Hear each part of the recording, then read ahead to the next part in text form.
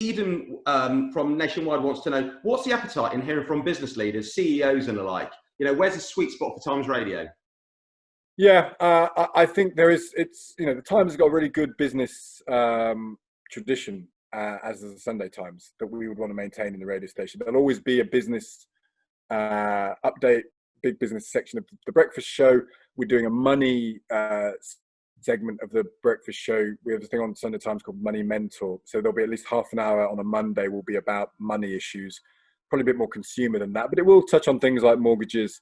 And it's really sort of how we can be useful to customers to their financial areas.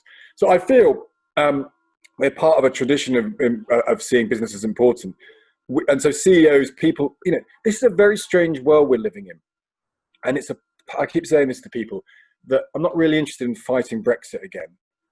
I'm not really, you know, we live in the post-Brexit, post-coronavirus, hopefully, or at least mid-coronavirus, becoming post-coronavirus country.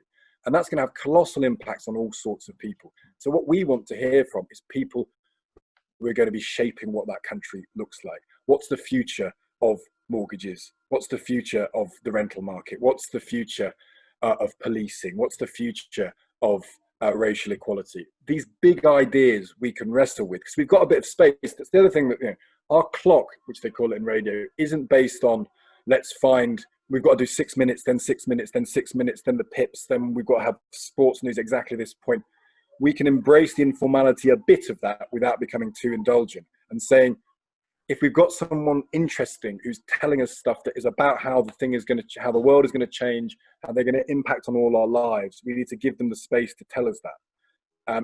So I think there will be the opportunity to get into people, not for puff pieces, not to sort of give people an absolute open-end chance to advertise their wares, but to actually say, we're living in the same country that you're living in. We're wrestling with the same problems that you're wrestling with, and this is what we're trying to do. And I think, again, that comes back to this question of utility. Is it going to be useful for listeners to hear that?